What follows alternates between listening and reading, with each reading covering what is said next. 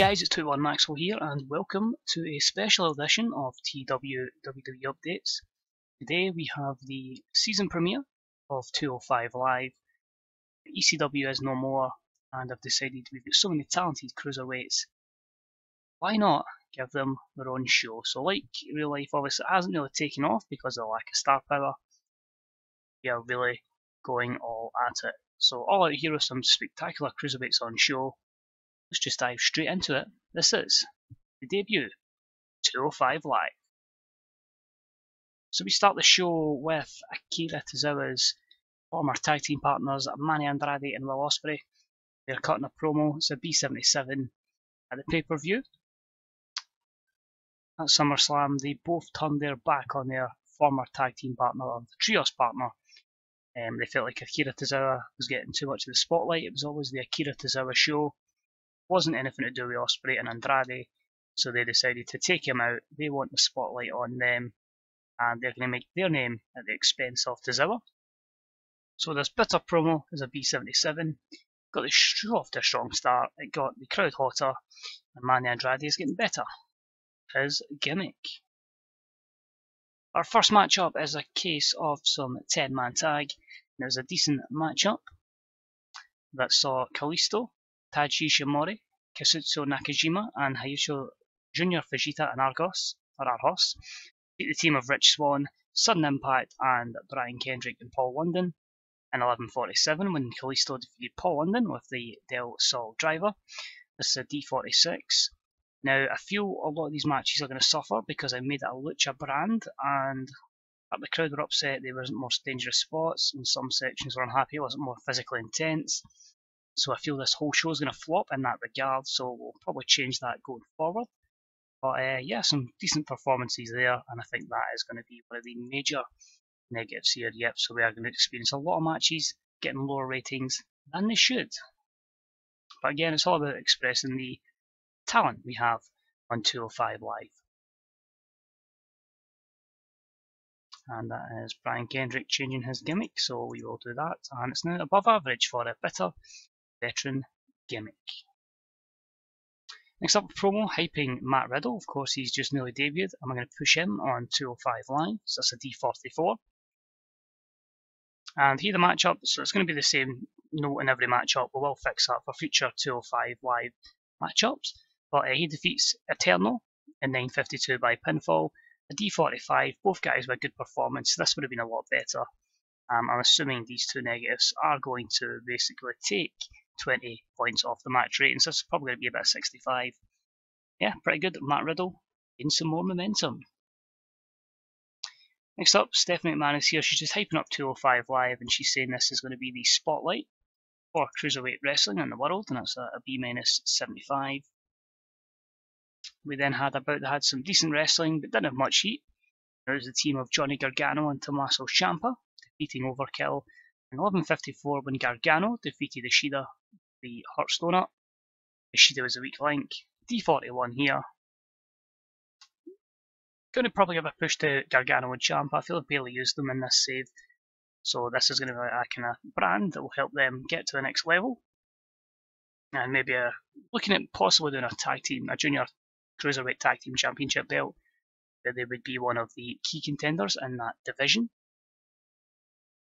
Next up, after the matchup, Hashimoto's in the ring still, and DIY beat the crap out of him. So it's a D-38.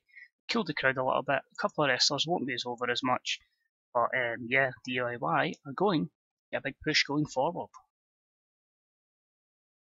Next up, we have Maxine, who's back in WWE, and she is introducing her new client, which is Tyler Breeze, a D44.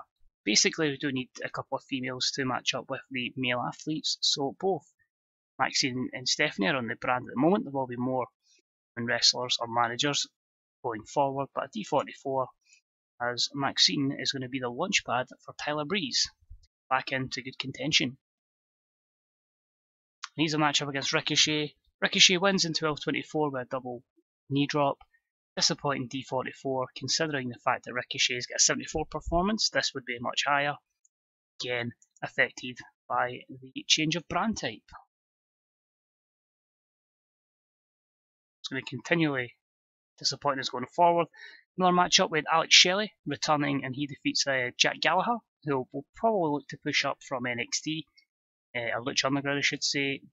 D plus 48, wins in 10:26 with Shiranui. Shelley with a much better performance on Gallagher, but these are two guys I think could go far in this division, and I just feel like going forward there'll be much better performances. Just again, the usual negatives. Promo from Chad Gable, we're going to give him an opportunity in the Cruiserweight division. It's a good chance to get him to that next elite level. This promo was a B-76, just saying he's here to properly launch him into the Cruiserweight division. And he defeats Mark Haskins in D44. Pretty decent matchups, again affected by the usual rating.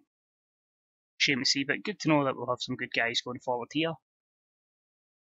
See, Mark Haskins is going to complete his gimmick change to God Complex, which got an initial rating of above average. It was too soon after his last one, but we are going to do something to Mark Haskins as he has a manager in Lana.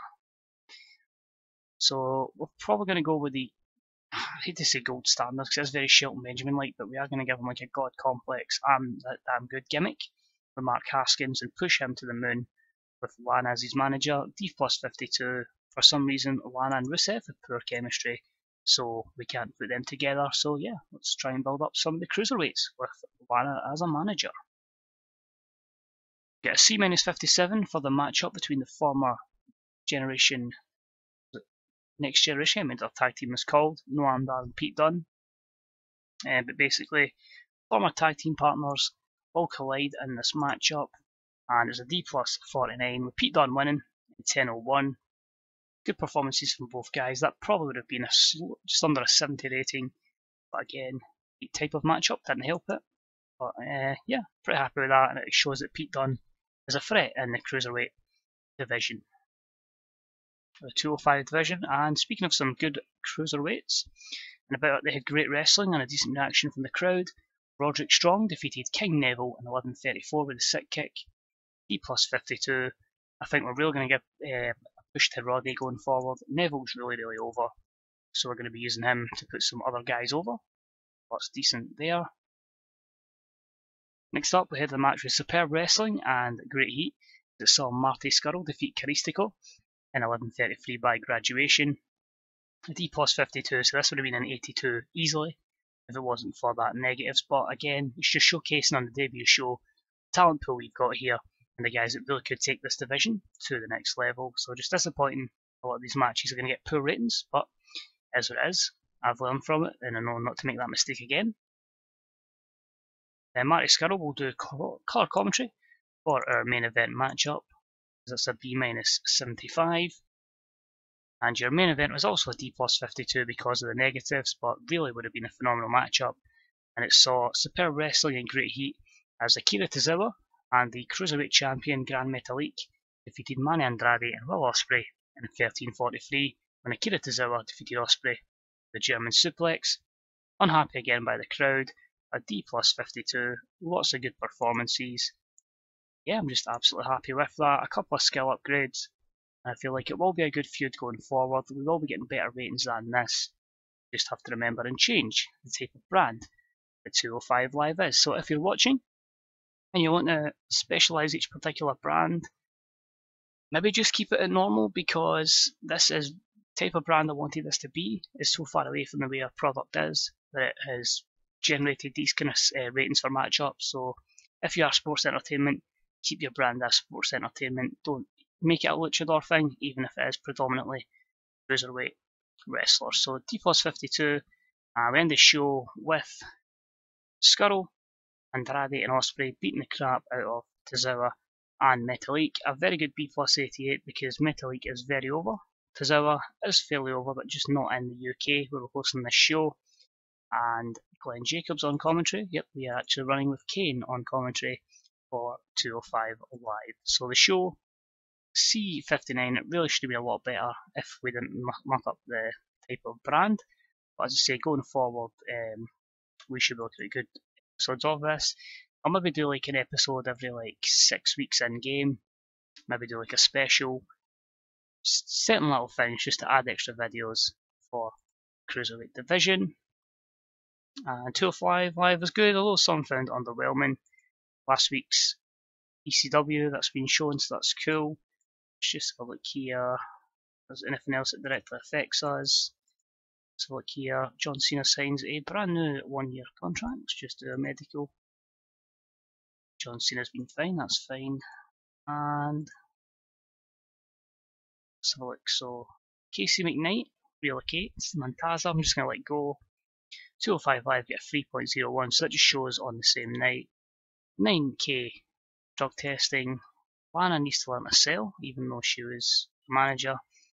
And that's an ECW rating as well. What I'll advise is 205 is likely to, the contract's all ending for it, apart from one place. I'm going to run just one show strictly in Japan, because I may have added Japan's new show before I realised the rest were expiring. We're going to try and break the contract with the Japanese company straight away. It might cause us to get sued for maybe 2 million, but 382 million in the bank, that's not too bad. And then I'm going to look to try and host it on the network so we can get these guys in a big showcase and big ratings. So that ideally is the plan, but we'll get to that down the line. But from now on, we are on the road to Night of Champions, so we've got another 2 weeks of shows to book. And the next video will be at Night of Champions, where we do tend to have every championship on the line and hopefully have a kick-ass show. So as always guys, cheers for watching. I'm just going to quickly show these brand split. Adjust brands and just change that Lucha Libre focus to normal focus, so nothing fixes next time. And yeah, I'll say that's it. So if you enjoyed it, please leave a like. Any comments are deeply appreciated. If you've made your own 205 Live type show, who have you got running the roost on your shows? Who's your Cruiserweight champion? Then you went with King Neville, let me know. We say as always, if you want to check out the Fantasy Booker subreddit and, as I say, the Grey Dog software forums, you'll get a lot more bookers, whether it be in written or YouTube content. So as always guys, cheers, and I shall see yous at Night of Champions. Bye bye.